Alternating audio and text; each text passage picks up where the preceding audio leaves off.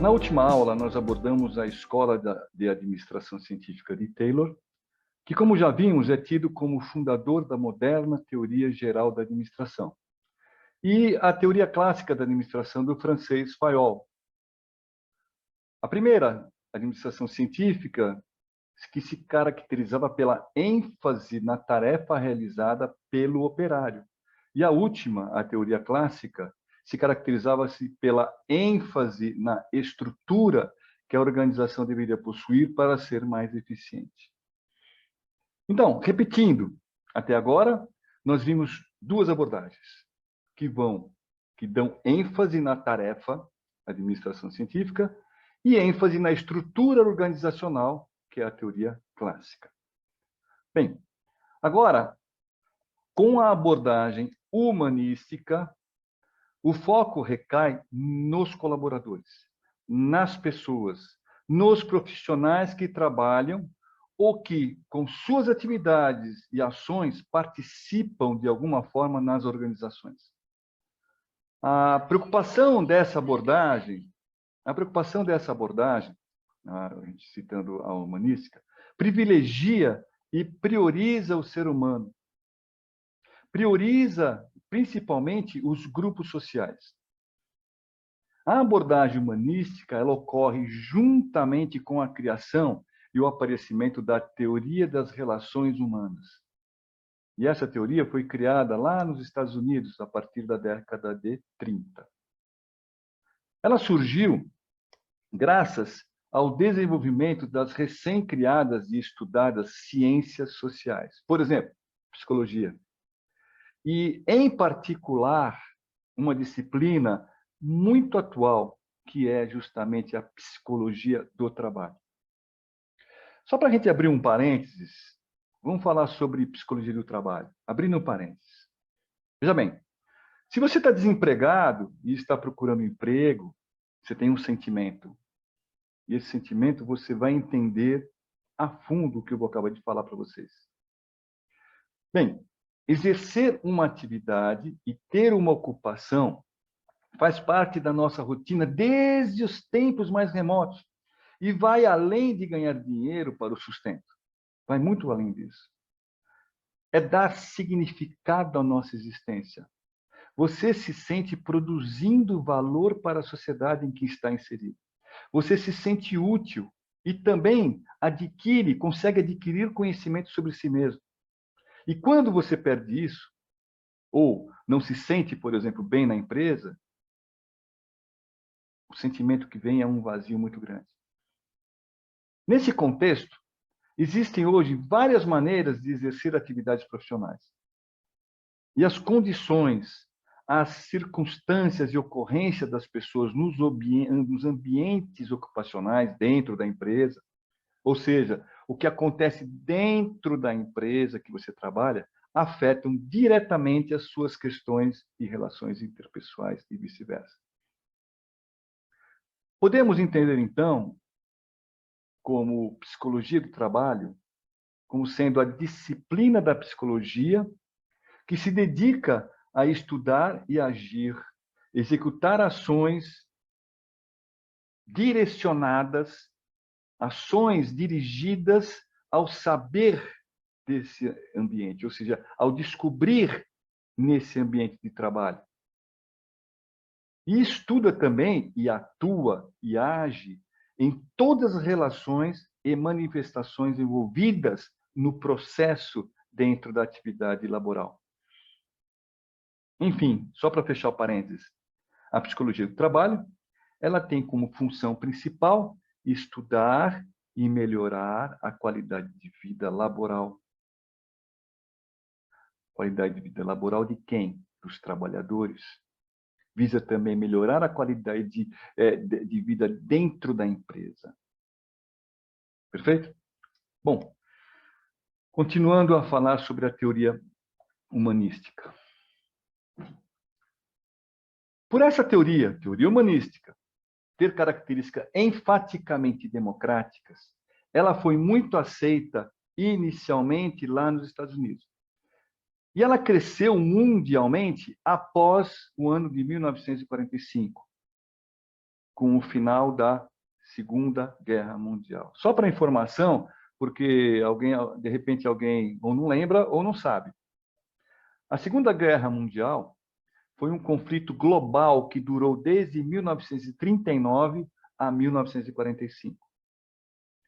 Essa guerra envolveu a maioria das nações do mundo, incluindo todas as grandes potências. Até mesmo o Brasil teve sua participação, e uma participação exemplar nesse conflito, tá ok? Voltando lá à teoria humanística. Bom, por tudo que foi dito, então, eu posso dizer que a teoria humanística, ela se opõe à teoria clássica da administração. Lembre-se, teoria humanística, que nós estamos estudando agora, e a teoria clássica lá, do Taylor e Fayol. A teoria humanística, então, ela se opõe à teoria clássica? Veja bem. Com o advento da teoria das relações humanas, que a gente pode até algumas pessoas falam como sendo escola humanística da administração, com o aparecimento dela, que surgiu lá nos Estados Unidos, iniciou-se um certo movimento, um movimento de reação e um movimento de oposição à teoria clássica da administração, de Taylor e Fayol. Para se ter uma ideia dessa oposição, para Elton Maio,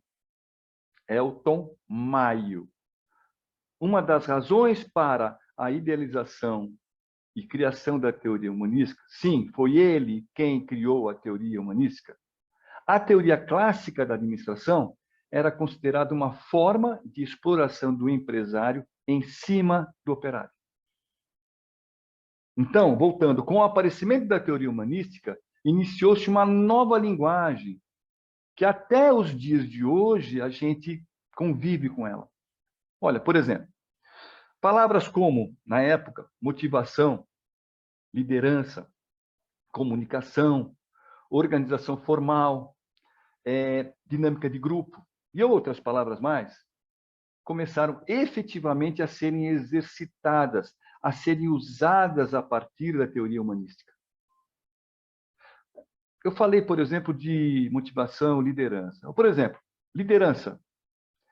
No caso da liderança, a teoria clássica ela enfatizava a autoridade formal, considerando apenas os níveis hierárquicos da organização, enquanto que a teoria humanística constatou a influência da liderança sobre o comportamento das pessoas, e mais. Ela demonstrou a existência, por exemplo, de líderes informais dentro da organização. E esses líderes encarnavam as normas e expectativas do grupo e mantinham informalmente o controle sobre o comportamento do grupo. E isso ajudava os operários a atuarem como um grupo social.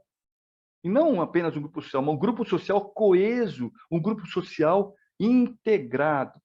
O que não ocorria na teoria clássica, que nem percebia o ser humano atrás do operário.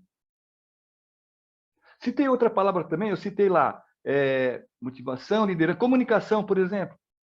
É super importante a comunicação. Em termos de conceito, comunicação é a troca de informações entre pessoas. É tornar comum uma mensagem ou uma informação. Perfeito? Agora, sem querer me aprofundar muito nesse tema, a gente percebe que o enfoque das relações humanas mostrou que as comunicações dentro das organizações são terrivelmente falhas, na época principalmente, e alertou os administradores a fazer o seguinte: primeiro, assegurar a participação das pessoas nos escalões inferiores na solução dos problemas da empresa. O que não acontecia na teoria clássica. O operário não saía da linha de produção. Se ele não saía fisicamente, suas ideias, então, nem pensar. E outra coisa, incentivar franqueza, incentivar a confiança entre os indivíduos e os grupos nas empresas. Então, a comunicação é uma atividade administrativa que tem, basicamente, dois propósitos. O primeiro propósito é proporcionar informação e compreensão necessárias para que as pessoas elas possam conduzir suas tarefas, conduzir adequadamente as suas atividades, cumprir os seus objetivos da empresa. E outra, proporcionar atitudes necessárias que promovam o quê? Uma motivação, promovam a cooperação, promovam a satisfação das atividades, dos cargos, das funções. Olha, pessoal, esses dois propósitos promovem um ambiente que conduz a um negócio que se chama espírito de equipe.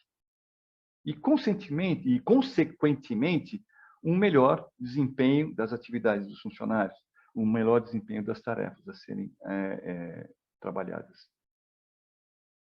A teoria das relações humanas, ela enfatiza os grupos e não o comportamento individual. Sendo assim, ela bate com a comunicação, porque a comunicação é tratada como um fenômeno social. Bem, só para concluir. Pessoal, não há dúvidas que a Escola de Relações Humanas abriu novos horizontes à teoria administrativa. E abriu em duas orientações bem definidas. Primeira orientação, a equação humana, à pessoa, ao ser humano, ao fator humano. O sucesso nas organizações, elas depende diretamente de quem? Das pessoas, dos colaboradores. Hoje se reconhece que a maneira como as organizações tratam e gerenciam as pessoas é o segredo de seu sucesso. É um segredo para aumentar o nível de competitividade. Um segredo para diferenciar o seu trabalho, o seu produto, o seu serviço no mercado competitivo, tão competitivo de hoje em dia.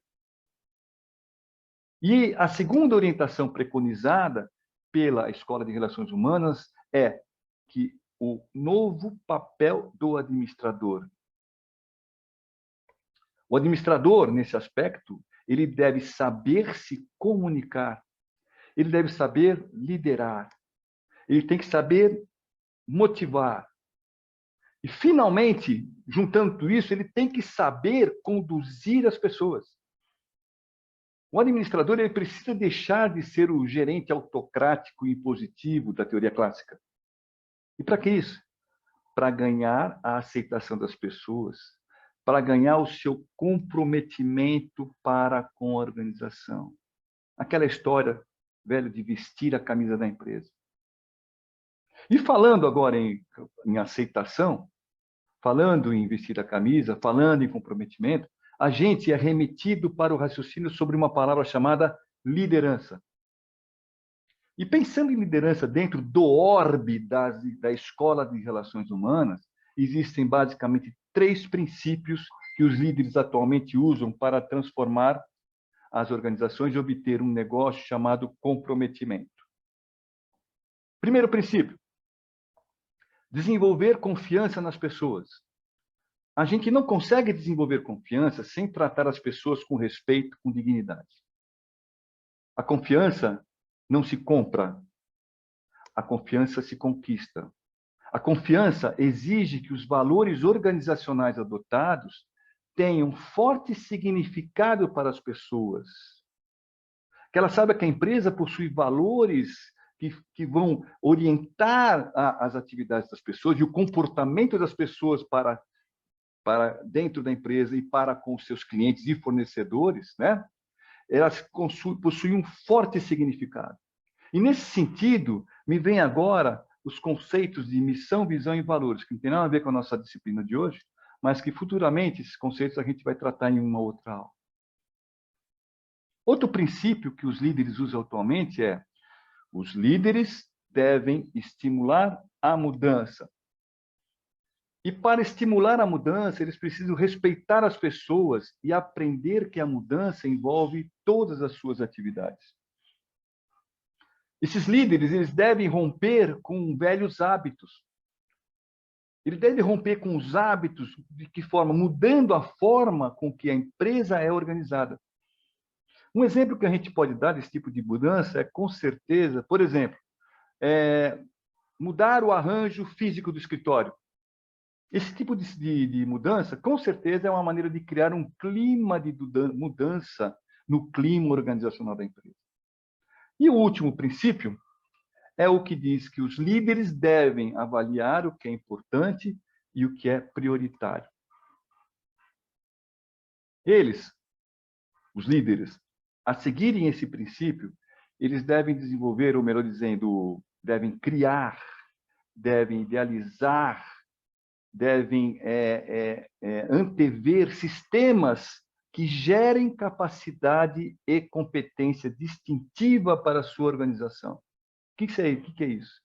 Que gerem diferenciais, melhorias de qualidade no serviço, atendimento e produto, atualizações técnicas, científicas, assim por diante. E devem encaminhar as pessoas, seus funcionários, colaboradores, subordinados nesse sentido.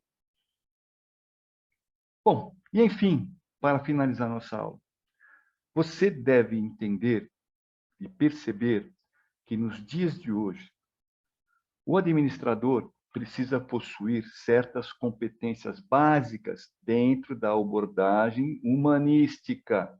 É essa que nós estamos estudando hoje. Então, quais são essas competências básicas? São basicamente competências, mas também devem ser habilidades, podem ser consideradas como habilidades. Relacionamento interpessoal, comunicação, liderança, motivação e resolução de conflitos. E além disso, deve obrigatoriamente saber construir e dinamizar equipes de trabalho. Sabe por quê? O trabalho em equipe, hoje em dia e possivelmente para sempre, sempre vai estar em alta no mundo dos negócios. Ok? Bem, obrigado por sua atenção. Até a próxima aula, se Deus quiser. Até mais. Tchau.